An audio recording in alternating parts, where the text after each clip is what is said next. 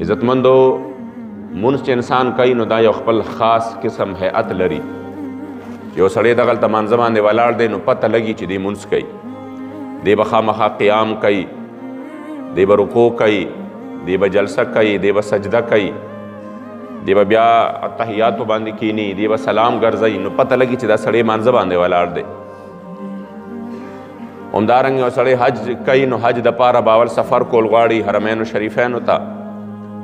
هلته به دی ځي، مکې معظمې ته به ځي، هلته به د حج مناسک ادا کوي. نو هغه چې کله احرام وتړي او بیا کله طواف کوي، کله منا مزدلفې ته ځي، کله وقوف د عرفات کوي، نو دا ټول هغه څیزونه دي چې دا ظاهرا ښکاري چې دا انسان چې کوم دی دا حج کوي، دا منځ کوي، دا نفل کوي. خو عزتمندو باطني عبادت روجه ده چې هغه داسې یو عبادت دی چې ناستو خلکو کې د چا روجه ده دا معلومات نشته او د چا نشته دا معلومات هم نشته. چې به تاسو وایې چې دې کې خو هم څه ظاهري خبرې داسې دي چې انسان پښمني له راپاسې پښمني وکړي، بیا روجه ماتې کوي، نو دا خو انسان داسې هم کولی شي چې همداسې کوي لکه دا واړه چې کوي، پوهېږئ دې باندې. لہٰذا دا یو باطني عبادت دی او د باطني عبادت په دې کې د الله سره تعلق برابریږي. دا د تعلق بالله د ټولو نه لویه ذریعه ده او د روجې د ټولو نه لوی اساس او بنیاد چې دی نو هغه د الله کریم جل جلاله سره تعلق دی. یو دومره عظیم حکمت دی پکې چې یو انسان غوښتې شي دا چې دی څه وخوري څه وڅکي، مګر باوجود د هغې د امساک کړي وي، ځان ساتي صرف د دې یارې نه چې یاره ما الله جل جلاله ویني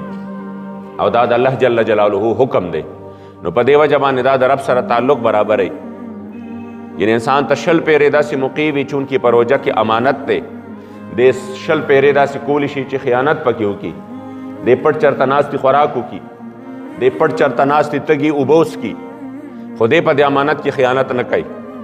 دې وایي چې یاره که ماته مخلوق نه ګوري نو رب راته ګوري، د هغه نه خو نشم پټېدی. نو لہٰذا په دې وجه باندې دې په دې امانت کې خیانت نه کوي. بل دا ده چې دی ظاهرا په خپل زړه باندې دا تسلیموي چې آو که هر چا نه پټ شم خو رب نه نشم پټېدی، که هر چا نه پټ شم د رب نه نشم پټېدی، هغه مې ویني، په دې وجه خوراک نه کوم، په دې وجه څښاک نه کومه. نو عزتمندو چې کوم عبادت داسې وي چې په هغې کې انسان الله کریم جل جلاله حاکمیت هم په ځان تسلیم کی، انسان د الله کریم جل جلاله حکمونو ته هم ځان تابع جوړ کی او امانت هغې کې هم خیانت نه کی،